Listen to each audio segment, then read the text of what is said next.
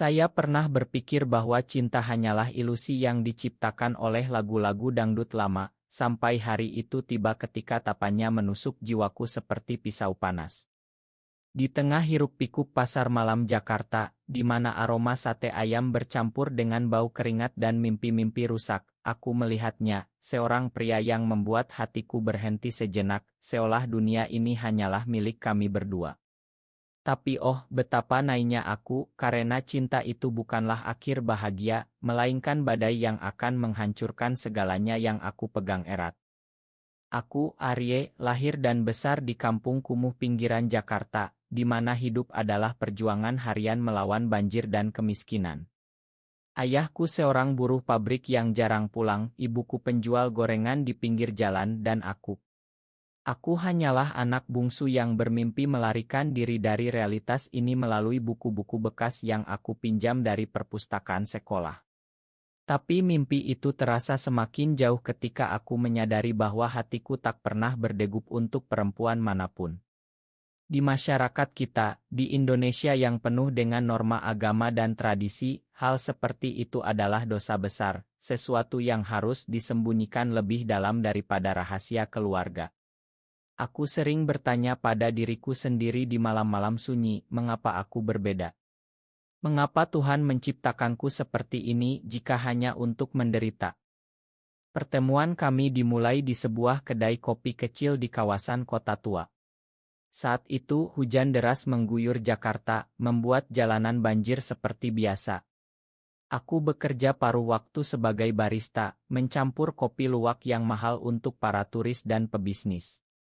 Dia yang kemudian aku ketahui bernama Budi, masuk dengan jas rapi basah kuyup, rambut hitamnya menetes air, dan senyum yang membuatku lupa bernapas. Sebuah kopi hitam, tolong, katanya dengan suara dalam yang bergema di telingaku. Saat aku menyajikannya, tangan kami bersentuhan sekilas, dan listrik itu membuatku mundur sejenak. Kamu baru di sini, tanyanya, mata coklatnya menatapku seolah membaca seluruh ceritaku. Aku mengangguk, tak bisa berkata banyak, karena dalam hati aku berteriak, ini salah, Arye, ini sangat salah. Malam itu, setelah shift berakhir, Budi menungguku di luar kedai. Aku lihat kamu suka membaca, katanya, menunjuk buku sastra Indonesia yang aku bawa. Kami berbincang panjang lebar tentang Chairil Anwar dan puisi-puisinya yang penuh pemberontakan.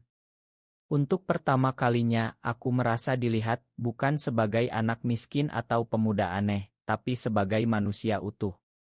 Budi berasal dari keluarga kaya di Surabaya, pindah ke Jakarta untuk bisnis keluarga mereka di bidang ekspor kopi. Dia lebih tua 10 tahun dariku, tapi usia itu tak berarti apa-apa ketika hati kami mulai saling memanggil. Di dalam diriku ada perang, antara keinginan untuk dekat dengannya dan ketakutan akan apa yang akan dikatakan masyarakat. Apa yang kau takutkan, gumamku pada diri sendiri saat pulang malam itu berbasah kuyup di bawah hujan. Cinta ini atau konsekuensinya? Hari-hari berikutnya, pertemuan kami semakin sering. Kami bertemu di taman kota, di mana burung-burung bernyanyi di antara pohon-pohon tinggi, atau di pinggir sungai Ciliwung yang kotor tapi penuh kenangan. Budi bercerita tentang masa kecilnya di pantai-pantai Jawa Timur, tentang ayahnya yang keras dan ibunya yang lembut. Aku mendengarkan, hatiku meleleh seperti es krim di panas matahari tropis. Tapi di balik senyumnya, aku merasakan ada rahasia yang dia sembunyikan. Kenapa kau belum menikah? Tanyaku suatu hari, dan dia hanya tertawa pelan karena aku menunggu seseorang seperti kamu. Kata-kata itu membuatku terbang tinggi, tapi juga membuatku ragu apakah ini nyata atau hanya mimpi yang akan pecah. Pertama muncul ketika teman sekolahku, Rian, melihat kami bersama. Rian adalah sahabatku sejak kecil, tapi dia orang yang taat agama, selalu mengingatkanku tentang dosa dan neraka. Arye, apa yang kau lakukan dengan pria itu? Tanyanya dengan nada penuh tuduhan. Aku berbohong, mengatakan Budi hanyalah pelanggan tetap. Tapi di dalam hati aku merasa bersalah, seolah aku mengkhianati diri sendiri. Malam itu aku tak bisa tidur, memikirkan bagaimana jika keluargaku tahu. Ayahku yang konservatif, ibuku yang religius, mereka akan hancur. Mengapa cinta ini harus disembunyikan seperti pencuri di malam hari, pikirku, air mata mengalir diam-diam. Budi meneleponku larut malam, suaranya penuh kekhawatiran. Arye, apa yang mengganggumu? Aku tak bisa mengatakan yang sebenarnya, hanya bilang aku lelah. Tapi di balik itu, cinta kami mulai tumbuh, seperti tanaman liar di tanah subur Indonesia, penuh harapan tapi juga penuh duri. Semakin dalam aku jatuh cinta, semakin kuat dorongan untuk jujur. Suatu sore di pantai Ancol, di mana ombak Samudra Hindia bergulung-gulung, Budi memegang tanganku untuk pertama kalinya. Aku mencintaimu, Arye, katanya, matahari terbenam membingkai wajahnya. Hatiku berdegup kencang, tapi ada suara di kepalaku, ini bahaya, ini bisa menghancurkanmu. Aku membalas cintanya, tapi dengan hati yang terbelah. Di Indonesia, di mana undang-undang tak secara langsung melarang, tapi masyarakat yang menghakimi, cinta seperti ini adalah perjuangan harian. Aku mulai memimpikan masa depan kami, tapi mimpi itu selalu dihantui bayang-bayang pengkhianatan yang tak kuketahui akan datang. Apakah ini layak? Tanyaku pada angin laut. Jawabannya datang dalam bentuk pelukan Budi yang membuatku lupa segalanya sejenak. Waktu berlalu seperti air sungai yang mengalir deras, membawa kami ke dalam pusaran emosi yang semakin dalam. Cinta kami berkembang di balik tembok-tembok rahasia, di kai-kai kecil atau kamar hotel murah yang kami sewa untuk berbincang panjang. Tapi di dalam diriku ada konflik yang semakin membara, antara kebahagiaan sementara dan ketakutan akan kehilangan segalanya. Mengapa aku harus memilih antara cinta dan keluarga, gumamku pada cermin setiap pagi, wajahku yang lelah mencerminkan perang batin yang tak pernah usai. Budi dengan kelembutannya mencoba menenangkanku, tapi dia tak tahu betapa dalam luka ini. Suatu hari, Budi mengajakku ke rumahnya di kawasan elit Menteng. Rumah besar dengan taman luas, penuh bunga-bunga tropis yang harum. Di sana aku melihat sisi lain darinya, pria sukses yang dikelilingi kemewahan tapi kesepian. Aku ingin kamu tinggal di sini bersamaku, katanya, suaranya penuh harap. Hatiku melonjak, tapi realitas menamparku keras. Bagaimana dengan keluargamu, tanyaku, dan dia diam sejenak sebelum menjawab, mereka tak perlu tahu sekarang. Kata-kata itu membuatku ragu, apakah dia benar-benar serius, atau ini hanyalah permainan baginya. Di malam itu, kami berbagi cerita masa lalu, tapi di hati aku bertanya, apakah aku hanyalah pelarian dari kehidupannya yang sempurna. Konflik semakin memuncak ketika ibuku mulai curiga. Kenapa kamu sering pulang larut, Arye? Ada perempuankah? Tanyanya dengan mata penuh harap. Aku berbohong lagi, tapi bohong itu seperti racun yang meracuni jiwaku. Aku tak bisa terus seperti ini, pikirku, air mata mengalir di kamar kecil kami. Rian, sahabatku, semakin menekan, aku tahu ada yang salah denganmu. Jangan biarkan setan menguasaimu. Kata-katanya menusuk, membuatku marah dan sedih sekaligus. Mengapa teman terbaikku tak bisa memahami? Di dalam hati aku berteriak, aku bukan monster, aku hanya mencinta. Budi dan aku mulai bertengkar kecil. Dia ingin lebih terbuka, tapi aku takut. Kita bisa pindah ke Bali, di sana lebih bebas, usulnya. Tapi Bali hanyalah mimpi, realitas adalah Jakarta dengan mata-mata tetangga dan gosip yang menyebar seperti api. Suatu malam, setelah pertengkaran, aku berjalan sendirian di jalanan basah, memikirkan bagaimana jika aku akhiri saja semuanya. Cinta ini terlalu menyakitkan, gumamku, tapi bayangan wajah Budi membuatku tak bisa. Emosi semakin membara, seperti gunung berapi Merapi yang siap meledak. Puncaknya datang ketika aku bertemu adik Budi, seorang perempuan cantik bernama Sinta. Dia datang ke kedai kopi mencari abangnya. Abang sering cerita tentang kamu, katanya dengan senyum misterius. Hatiku cemburu, tapi juga penasaran. Ternyata Sinta tahu tentang kami. Abang mencintaimu sungguh-sungguh, katanya, tapi ada nada peringatan di suaranya. Tapi keluarga kami, mereka tak akan terima. Kata-kata itu membuatku gelisah, apakah Budi pernah berbohong tentang keluarganya? Di dalam diriku, keraguan tumbuh seperti rumput liar. Malam itu aku konfrontasi Budi. Apa kau pernah bilang pada keluargamu tentang kita? Tanyaku, suara gemetar. Dia menggeleng, mata menunduk. Belum saatnya. Jawabannya membuat hatiku hancur, aku merasa seperti mainan yang bisa dibuang kapan saja. Kau takut kehilangan warisanmu, tuduhku, dan pertengkaran meledak. Kami berteriak, air mata mengalir, tapi di akhir, kami berpelukan, saling memakan. Tapi luka itu tetap ada, menganga di hati. Mengapa cinta harus begini, pikirku, tidur dengan hati yang berat. Hari-hari berikutnya, kami mencoba memperbaiki, tapi bayang-bayang pengkhianatan mulai muncul. Aku melihat Budi berbicara dengan seorang pria lain di KAE, tertawa akrab. Siapa dia, tanyaku, dan Budi bilang hanyalah rekan bisnis. Tapi instingku berkata lain. Di dalam hati aku bertanya, apakah ini awal dari akhir? Emosi semakin kuat, seperti badai monsun yang tak bisa dihentikan. Aku mulai menarik diri, tapi Budi mengejar, membuktikan cintanya dengan hadiah kecil dan kata-kata manis. Tapi keraguan itu tetap menggerogoti jiwaku seperti rayap. Pengkhianatan itu datang seperti petir di langit cerah, menghancurkan segalanya yang aku bangun dengan susah payah. Suatu pagi saat aku membuka ponsel, ada pesan anonim, Budi bukan milikmu saja. Dilampirkan Oto Budi dengan pria lain berpelukan intim di sebuah pesta. Hatiku seperti ditusuk pisau berkarat, rasa sakit itu begitu dalam, membuatku tak bisa bernapas. Mengapa, Budi? Mengapa kau lakukan ini padaku, jeritku dalam hati, air mata membasahi bantal. Aku merasa bodoh, naik, seperti anak kecil yang percaya dongeng. Aku konfrontasi dia di rumahnya. Siapa pria itu, tanyaku, suara bergetar penuh amarah. Budi terkejut, wajahnya pucat. Itu masa lalu, Ari. Sebelum bertemu kamu. Tapi matanya berbohong, aku bisa merasakannya.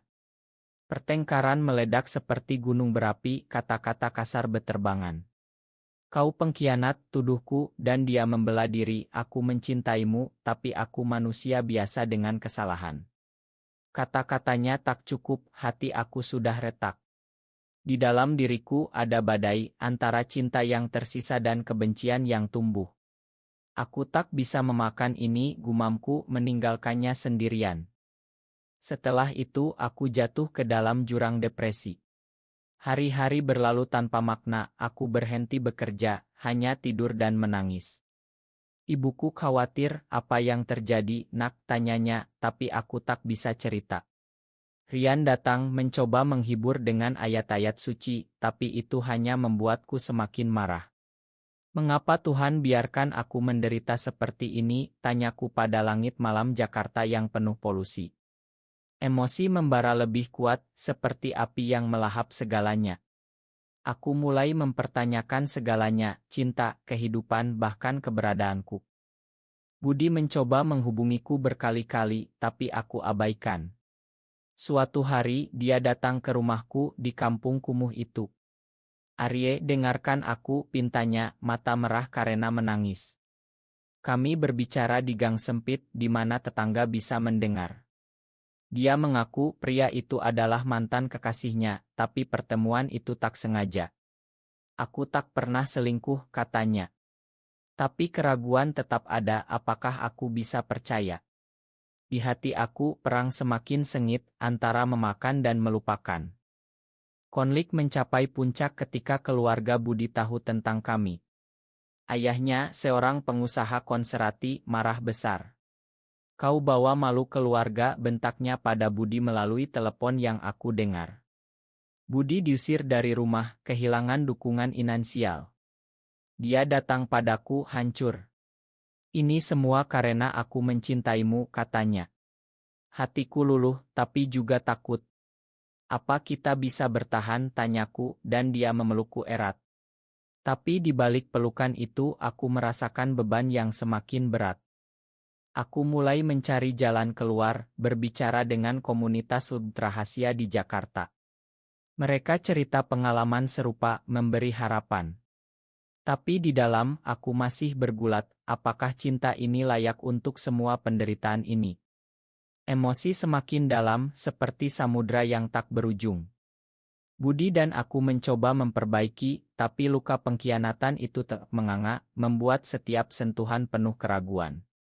Akhirnya, aku putuskan untuk jujur pada ibuku. Bu, aku mencintai seorang pria, kataku dengan suara gemetar.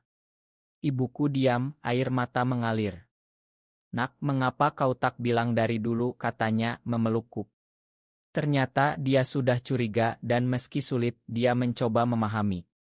Itu adalah titik balik, dukungan dari ibu membuatku lebih kuat. Tapi ayahku, dia marah, mengusirku sementara. Pergi, jangan kembali, bentaknya. Hatiku hancur lagi, tapi di dalam ada api perlawanan yang menyala. Dengan dukungan ibu, aku mulai membangun kembali hidupku, tapi pengkhianatan Budi masih menghantui seperti hantu di malam hari. Setiap kali melihat otonya, hati aku seperti ditarik kedua arah, cinta dan sakit. Mengapa aku tak bisa melupakannya, tanyaku pada diri sendiri, berjam-jam memandang langit-langit kamar. Emosi semakin membara, seperti layang mengalir panas di Merapi. Aku mencoba fokus pada pekerjaan baru di sebuah ngoyang mendukung hak di Indonesia, di mana aku bertemu orang-orang seperti diriku, penuh cerita penderitaan dan ketabahan. Budi datang lagi, kali ini dengan bukti, dia putus hubungan dengan masa lalunya, bahkan memutus bisnis dengan pria itu. Aku ingin membuktikan cintaku, katanya, suara penuh penyesalan. Kami bertemu di sebuah masjid kecil, di mana doa-doa bergema, mencari kedamaian. Tapi di hati aku, konflik masih ada, percaya atau tidak. Kau pernah menyakitiku begitu dalam, kataku, air mata mengalir. Dia berlutut, memohon dan untuk pertama kalinya, aku melihat kerapuhannya. Konflik keluarga semakin memuncak. Ayah Budi mengancam akan melaporkan kami ke polisi, meski tak ada undang-undang langsung, tapi gosip bisa menghancurkan. Aku takut, tapi Budi bilang, kita hadapi bersama. Kami pindah ke apartemen kecil di pinggiran, hidup sederhana. Tapi di sana, rahasia mulai bocor. Tetangga bergosip, Rian memutus persahabatan, kau telah memilih jalan neraka. Kata-katanya menusuk, membuatku meragukan pilihan. Apakah ini benar, gumamku, tapi pelukan Budi memberi jawaban. Emosi mencapai klimaks ketika ayahku datang ke apartemen. Kembalilah, nak. Tinggalkan ini semua, pintanya, mata penuh air mata. Aku menangis, memeluknya, tapi bilang, ini diriku, yah. Pertengkaran meledak, tapi di akhir, ayah diam, mungkin mulai memahami. Di dalam hati, aku merasa beban terangkat sedikit, tapi luka lama masih ada. Budi mendukungku, tapi aku lihat dia juga menderita, kehilangan keluarganya. Suatu malam, kami bertengkar hebat lagi. Kau tak pernah benar-benar komit, tuduhku, mengungkit pengkhianatan. Budi marah, aku sudah berkorban segalanya. Kami hampir putus, tapi di pagi hari, kami saling memakan, cinta kami semakin dalam. Tapi di balik itu, aku bertanya, apakah ini akhir yang bahagia, atau hanya penundaan? Emosi seperti ombak pasang, semakin kuat dan dalam. Aku mulai menulis diari, menuangkan semua perasaan, cinta, sakit, harapan. Itu membuatku lebih kuat. Budi membacanya, air mata mengalir. Makan aku, Arye, katanya. Kami mulai merencanakan masa depan, mungkin pindah ke Yogyakarta yang lebih toleran. Tapi ancaman dari keluarga Budi masih ada, membuat kami waspada. Akhirnya, puncak konflik datang ketika ayah Budi datang sendiri. Putraku, pulanglah, katanya pada Budi. Aku bersembunyi, mendengar semuanya. Budi membela kami, aku mencintai Arye, Pak. Ayahnya marah, tapi pergi dengan hati berat. Itu adalah kemenangan kecil, tapi emosional. Di hati aku ada harapan baru meski masih penuh luka. Luka pengkhianatan mulai sembuh, tapi seperti bekas luka yang sensitif, sentuhan kecil bisa membuka lagi. Aku dan Budi hidup bersama, tapi setiap hari adalah perjuangan melawan dunia luar. Mengapa masyarakat tak bisa menerima kita? Tanyaku pada Budi di malam-malam sunyi, kepala di bahunya. Dia diam, tapi matanya penuh cinta. Emosi semakin membara, seperti api unggun yang tak padam, penuh gairah dan sakit. Aku mulai aktif di komunitas, berbicara tentang hak kami, meski takut. Konflik baru muncul ketika Rian, mantan sahabatku, menyebarkan rumor di kampung. Ari adalah penyimpang, katanya pada tetangga. Ibuku menangis, ayahku marah lagi. Aku konfrontasi Rian, mengapa kau lakukan ini? Kita sahabat. Dia bilang, aku selamatkanmu dari dosa. Hatiku hancur, pengkhianatan dari sahabat lebih sakit daripada dari kekasih. Di dalam, aku berteriak, mengapa teman menjadi musuh karena cinta? Budi mendukungku, kami pergi ke Bali untuk liburan mencari kedamaian. Di pantai Kuta ombak bergulung, kami berjanji selamanya. Tapi di sana, Budi mendapat telepon dari ayahnya, kembalilah, atau kau kehilangan segalanya. Budi ragu dan itu membuatku takut. Apakah kau akan tinggalkan aku? Tanyaku, suara pecah. Dia memelukku, tidak pernah. Tapi keraguan kembali, emosi seperti tsunami yang menghantam. Kembali ke Jakarta, kami hadapi badai. Ayah Budi memutus dukungan, Budi kehilangan pekerjaan.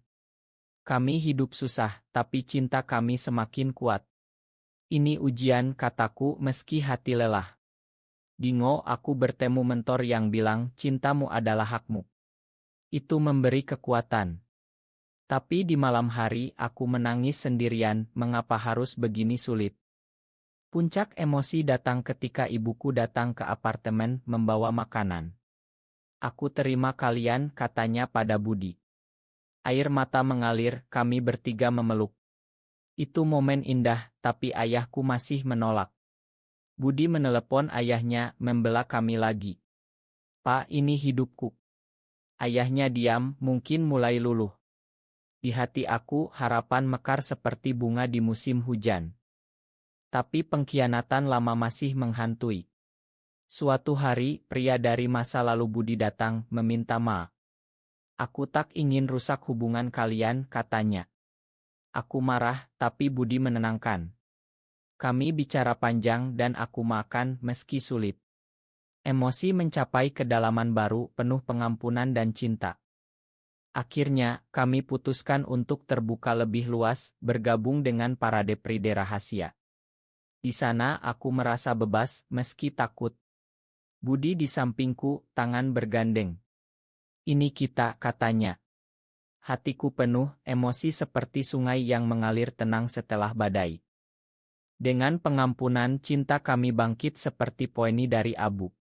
Tapi dunia luar masih keras, gosip terus menyebar, tapi kami lebih kuat. Kita telah melalui neraka, sekarang saatnya surga, kata Budi, matanya penuh harap. Emosi mencapai puncak, seperti Simoni yang membahana, penuh drama dan kedalaman. Aku mulai menulis buku tentang cerita kami, anonymously, untuk menginspirasi orang lain di Indonesia. Ayahku akhirnya datang setelah berbulan-bulan.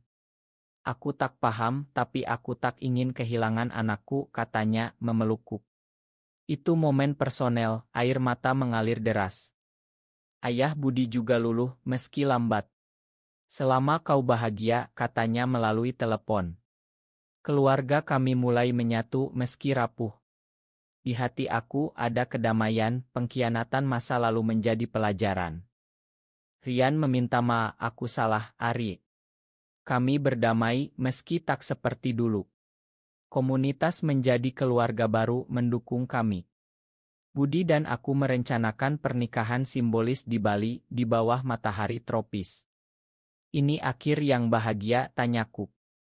Bukan akhir, tapi awal, jawabnya. Tahun-tahun berlalu, kami hidup bersama, mendukung hak di Indonesia.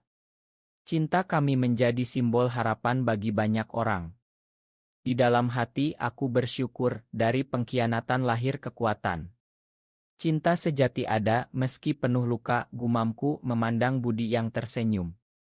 Kini, di tanah Indonesia yang indah tapi keras, kami menemukan kedamaian.